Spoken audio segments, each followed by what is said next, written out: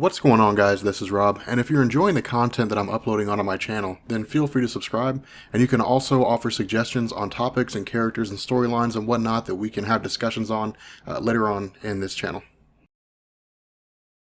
So as we continue our discussions on all new, all different Marvel, and because Doctor Strange is coming out this week, in this week's all new, all different Marvel videos, we're going to be covering the first two story arcs of Doctor Strange, Way of the Weird and The Last Days of Magic. Now, Way of the Weird is basically Jason Aaron's introduction to the Doctor Strange landscape. And for those of you guys who don't know, Jason Aaron is currently writing Thor, and God, he's doing one hell of a job. So I was very excited when I learned that he would be writing Doctor Strange, but the way that he does this, or at least his opening story arc, is very interesting. And the reason why is because it's largely something that we haven't really seen before. When it came to the character of Doctor Strange, his battles and his conflicts usually always dealt with other dimensions. He was always off away from planet Earth fighting these different dimensions. Not only that, we always assumed that magic was just kind of like this infinite source. The magic was always something that would just never go away. It was always there. It would last forever. What Jason Aaron does is he basically takes that concept and he turns it on its head. Now, the way this opens up is it deals with Doctor Strange fighting these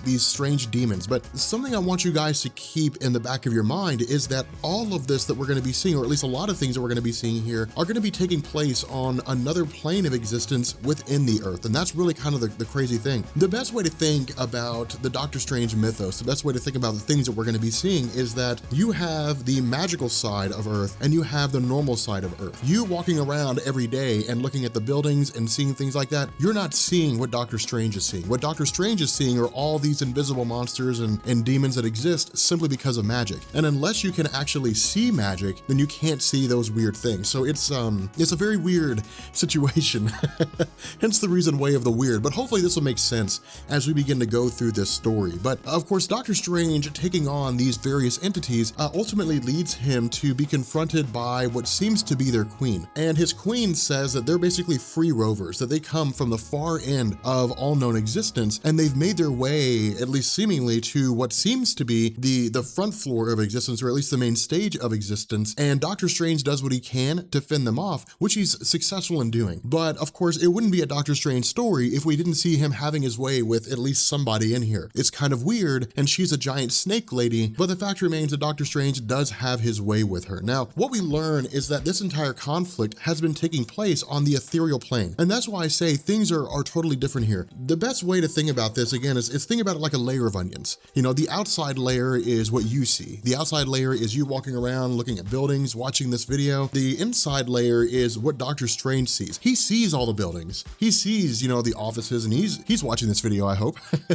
But the idea is that he also sees what you can't see. He also sees the monsters and so on. And so he's not directly fighting them in a place where people can see them. It's, you know, for him, it's basically just an infection that had taken over a child's body. And so while he's able to fight this infection off, he's only there for a couple minutes or so, and then it's already done, and that's the end of it. And this is really what Jason Aaron tells us. Jason Aaron basically tells us as we go through this that Doctor Strange does not see the world the same way that we do. For him, it's all just black and white, you know, with these colors. Now, it may not necessarily be black and white. It's really just Jason Aaron, I guess, you know, the artist for the story, giving us an idea of the contrast between the two things. You know, for Doctor Strange being in color and then all these different magical aspects being in color, but he also recognizes that something's weird in the sense that there are things here that don't seem like they should be here. Now, the funny thing about this too is because Doctor Strange is basically fighting entities that no one else can see, and he's fighting them on the ethereal plane, while he's engaging in these massive battles with you know, war axes and so on and so forth, and magical constructs, and this huge grandiose conflict, in reality, he's just kind of standing in place and then moving around a couple times, and then people are calling him weirdos. And so, you know, that's one of the things that I like about this, is it's just the small little funny moments. And so what we do is we find that he enters into a bar that's only accessible by those who can use magic as they pass through a wall. Now, this is a huge deal with regards to Jason Aaron, him, you know, doing what he's getting ready to do now by showing us that you know, that Brother Voodoo or Dr. Voodoo, that Shaman, that Scarlet Witch are all here. The reason why this is a big deal is because it was sort of this unwritten rule in Marvel Comics that everybody who can use magic shares a kind of of bond, but the bond was never really explored. You know, the only time that like Doctor Strange and Scarlet Witch and Brother Voodoo and these guys would come together is if there was some major conflict that required them all to use their magic. So like, you know, Avengers versus X-Men, you know, or like Axis or something like that. You know, it wasn't as though they had a tight-knit group. At least we didn't know they met like this. We know that Scarlet Witch, for example, was instructed by Doctor Strange for a little while, but it wasn't, you know, we didn't know that they had some secret meeting place that they all go to, that all the people who can use magic have some secret meeting place that they can all go to. We didn't realize that. Now, what we also do is we're introduced to a guy named Monaco, who's the Prince of Magic. And once we get to the last days of magic, we'll find this out. But Monaco is a badass. Like, this dude is so badass. Like, he's one of the coolest guys in the entirety of the story. But what he does is he basically tells Doctor Strange, look, you can't just go using magic willy-nilly. I mean, we know from our discussion with Doctor Strange and his powers and so on, that these powers are basically lent to him. But the other half of this, from what Monaco's telling us, is that there has to be a balance. You use magic, but then you sacrifice something. You save a life, but then something else has to die. It's the natural order of things. We're not really told explicitly why. We're just told that's the way things are. If you save someone from dying, then you have to go kill someone else. You know, the odds have to be maintained. Now, with regards to Marvel Comics as a whole, this is not a new concept. I mean, it's been this way since the introduction of the Living Tribunal. For those of you guys who don't know, the Living Tribunal exists to maintain cosmic balance, to maintain order in the universe on a cosmic level in terms of, you know, mystics and so on and so forth. The Living Tribunal doesn't really care about an imbalance of life. It doesn't really care, you know, for example, with the Cancerverse, the Living Tribunal doesn't really care if everybody is alive. It doesn't really matter to the Tribunal. The Tribunal is focusing on cosmic balance. So you can't have like two eternities. You know, you can't have like two Galactuses. Galacti? You can't have like two Galacti or Galactuses. I don't know how you would pluralize Galactus, but you can't have more than one Galactus. You know, you can't have a multitude of cosmic entities. And every universe where something like that has happened, whether it's a what if story or something along those lines, the Living Tribunal steps in and wipes that universe out of existence or takes away the aspect of it that creates an imbalance. For example, there was a character named Protege in the original Guardians of the Galaxy stories before the one with Peter Quill. And this character Protege basically had the ability to copy the powers of anybody whenever he saw them use their powers. And the result was that it became as powerful as a Living Tribunal. So that's the kind of imbalance that I'm talking about when it comes to characters. With Doctor Strange, the whole balance of mysticism is more akin to the Omniversal Development Court, in the sense that the Omniversal Development Court exists to make sure that all universes are progressing evenly. You know, that was the whole story behind Mad Jim Jaspers, which you'll find down in the description. But this idea of balance, this idea of yin and yang, give and take, is a universal law. You know, whenever something happens, an opposite thing has to happen in order to balance out the scales. But what we learn is that Doctor Strange hasn't been doing that. Whenever Doctor Strange saves a life, ultimately he doesn't take another life. Instead, it's just an extra life that's been saved. And so at least it seems as though he's been stocking up all these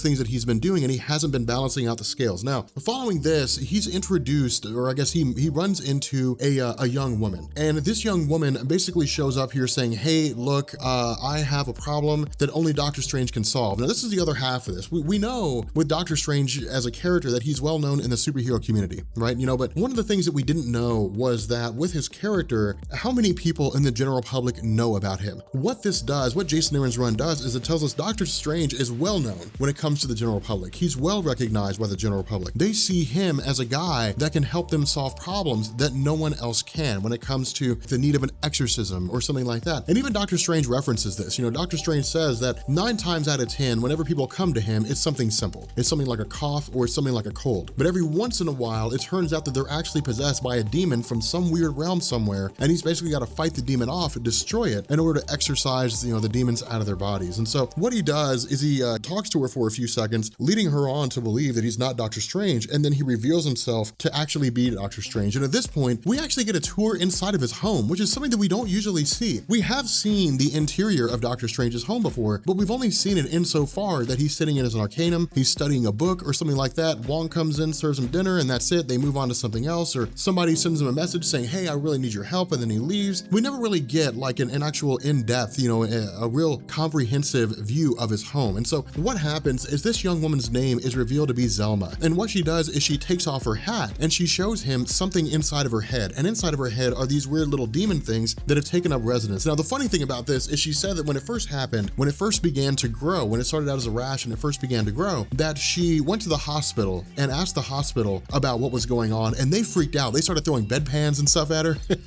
And so because of that, she realized that Doctor Strange was the only one that seemed to be able to help her. And what he tells her is that these are basically soul eaters, that they're psychic leeches that feed on the psychic energy or feed on the energy of living beings, but that those things shouldn't be around here. They should be way out somewhere else. There's no reason for them to be here. And so the idea is that if they're here, then something has pushed them here. Something has driven them out of their native location and pushed them to the very fringes of existence, which happens to be the earthly landscape. And so from here, we end up picking up with an alternate dimension, and we find out that there is a Sorcerer Supreme here. And the Sorcerer Supreme of his own universe is being attacked. That somebody's basically killing off magic in that dimension. We don't exactly know how, but we know that every other wizard or every other, mystic in that particular dimension has been destroyed. And so what the Sorcerer Supreme does is he sends out an SOS. He sends out a message to people in other dimensions, but before that message can successfully be sent, he's captured by those individuals who are looking for him, and the message is completely destroyed. And so what we do is we pick up with the continuation of this, and of course, again, we basically join Doctor Strange as he tries to track down all these weird little soul leeches or soul eaters that have escaped from the head, or at least some of whom have escaped from the head of Zelma. And so as they travel throughout the house trying to locate these things, again, Doctor Strange provides her with a mystical sword, but we also get some weird some weird situations with his home. For example, he's got like giant forests and things like that in his home. He's got wells that will basically kill you. There are doors that if you open, it'll take you to a dimension akin to hell, where zombies have taken over everything. Presumably it's the Marvel Zombies dimension, but we don't know for any real measure of certainty. And so again, Doctor Strange, fends off against these monsters as best he can, and ultimately he is successful. He's able to absorb all of them, he's able to consume all of them and bring them into himself. But at the same time, what he's also doing is he's reading and trying to figure out what's going on with why all these demons are showing up in their dimension when they've never really been here before. And again, what he does is he draws the conclusion that we've known, that someone's pushing them here, that someone is driving all these monsters out of their realm. Now from here, we ultimately join him as he suddenly just comes to out in the middle of a park, and he's completely naked. We don't really know how he got there. We simply just know that he's completely naked. And suddenly, he's doing his best to fight off, all these different monstrous entities that exist. And again, this is really just Jason Aaron telling us that it's absolute panic, that basically all these magical monsters, all these magical beings, these entities, these weird constructs are just fleeing for their lives. And it's basically Jason Aaron telling us that something really wrong is happening here, that, it's almost like seeing a mass migration of whales all to one location. They're all just taking off to one place. Now, the reason why, or I guess we'll find out in Last Days of Magic, the reason why this is happening is because each of the dimensions that these monsters reside in are being destroyed. And so they're literally running from one dimension to the next. And this is the dimension they happen to reside in. But once he makes his way back to his Mystic Arcanum, he picks up again with Wong. And what he says is, if this is happening, if all these different entities are fleeing from their dimensions and they're coming here, then we need to consult with the other Sorcerer Supreme, and we need to find out why it is that they're fleeing. And so what he does is he talks about a place called Fandazar Fu, which is a kind of like this nexus point, between dimensions. Now again, this is Jason Aaron building on a lot of the Doctor Strange mythos in the same way that we saw in the Thor landscape, that there is this library of worlds. There's this nexus point where all the gods of the Marvel universe have access to, where they meet, convene, discuss with one another, different things like that. That Doctor Strange has the exact same thing. He has this giant Mystic Arcanum place, where all these different Sorcerer Supreme come. The problem is once they get there, they realize that it's been totally annihilated, that all the magical aspects of it have been completely destroyed. Not only that, those Sorcerer Supreme that were here when that happened have been killed. And so we learned that for whatever reason, someone is basically jumping from dimension to dimension, and they're wiping out magic in every single dimension. And this is the interesting thing here, because we didn't know that could be done. We didn't know that magic could be destroyed, because for us, magic was like this intangible thing. It was this invisible thing, something that you couldn't really put your hands on, that you couldn't really touch. But instead, it seems like it is. Magic seems like a tangible thing that you can touch, that you can feel, and that you can destroy. Now, we don't really know how it is that they're destroying it, but we do know that Doctor Strange comes to the realization that something is very wrong here. Not only that, because of the fact that all these different Sorcerer Supreme from across the multiverse are being killed off, that it seems as though these individuals in the Marvel Earth 616 dimension are the only individuals individuals capable of wielding magic who are left alive. And so he literally sends out an SOS to every last person who has any measure of the ability to wield magic in the Marvel universe. And so we have, Ilyana Rasputin magic, we have Scarlet Witch, Brother Voodoo, all these different people that are fighting alongside Doctor Strange with the goal of figuring out what's going on. And so what he says is each of them have access to some of the most important magical locations within the planet Earth. They have, access to all these different places, and what they need to do is they effectively need to split ways. He said that originally, after he discovered that this Nexus point had been destroyed, that he had gone out and he had sent out an SOS into the multiverse for all the Sorcerer Supreme to answer,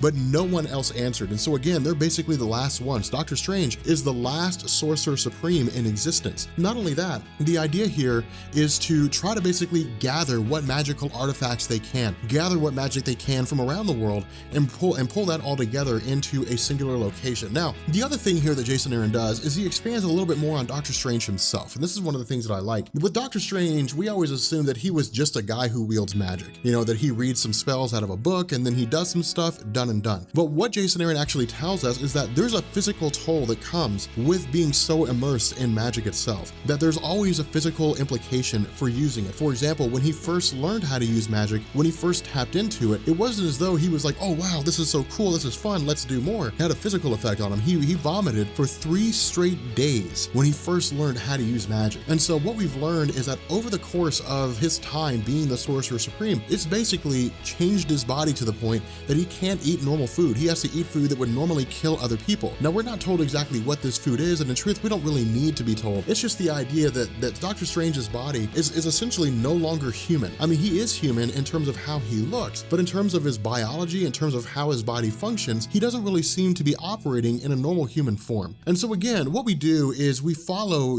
while Doctor Strange is basically taking refuge while he bails out, and he immediately begins to go out and start tracking down the Temple of Watum, which is one of these magical, locations that Wong travels to a dimension, or travels to the original Tibet, or the original temple of the Ancient One in Tibet rather, and we learn that he's actually crafted an army here. Now, we don't initially find that out. Instead, what happens is Zelma contacts Doctor Strange while he's in the midst of fighting his way into the Temple of Watum, which is completely devoid of magic, again telling us that Earth is now being affected by the destruction, by the death of magic, and she tells him all the books are dying, basically meaning that all the magic in the Marvel Universe is being completely destroyed. Now, the reason why this matters is because with Doctor Strange being a guy that wields magic, if all the magic is destroyed, there's nothing for him to wield.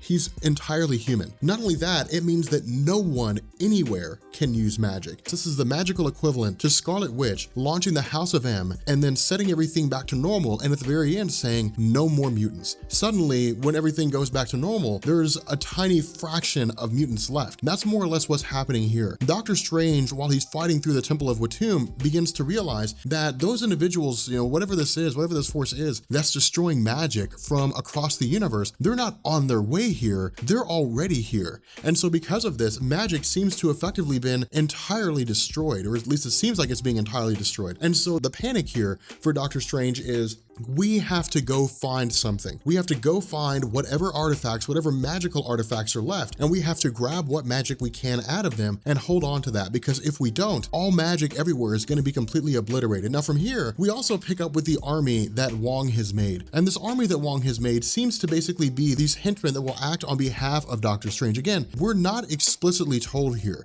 but what we are told is that these guys are totally isolated from Doctor Strange, meaning he doesn't know about them. He does not know what it is that Wong is doing here. But because of the fact that Doctor Strange comes to realize that magic's being destroyed, he sends out notifications to everyone. To Agatha Harkness, he sends notifications out to the Man-Thing out in the Florida Everglades. I mean, anyone that has anything to do with mysticism, people in Weird World, Under the Earth, to the bars, to the skies above New York, anyone that has anything to do with magic gets an alert from Doctor Strange saying, you guys need to be on your guard. You guys need to be aware. The enemies, the people who are destroying magic, are coming for you. The kicker is that they've already come for a lot of those people. They're not necessarily dead, but they are in the middle of fighting. And so what we do, or what we learn, is that a single person, one single individual has done all this, or at least he's leading a giant force called the Empirical. And the Empirical basically have this belief system that they want to destroy magic in its entirety, that they were basically purifying magic because they consider to be magic wielders to be sinners. And so by eliminating magic, they're effectively replacing it with science. And so this is essentially Jason Aaron tapping into the age-old weakness of Doctor Strange, that he cannot stand against someone sufficiently capable of using science to thwart his magical properties. But with that being said, this is the end of Way of the Weird, kind of a weird situation. But the fact remains that it's a pretty good story. I mean, I definitely enjoyed it so far. It's obviously part of something much bigger. You know, it's really not self-contained. It does lead into Last Days of Magic, which that's kind of Jason Aaron's thing, right? You know, Jason Aaron writes a volume, he writes a story arc. That story arc leads directly into a new story arc. It's not really a series of self-contained events, which I think is good because it creates a far more cohesive and a much larger series of events for whatever character or team that he's writing about. But if you guys are new here to Comics Explained and you guys enjoyed this video, then be sure to hit the sub button, become part of the Rob Corps. And if you guys enjoyed this, make sure you drop a like and leave a comment down below. Let me know what you guys think about all new, all different Doctor Strange. I'm kind of curious, you know, and if you guys have questions, feel free to post them down in the comment section and I'll answer them as best I can. And I will catch you all later. Peace.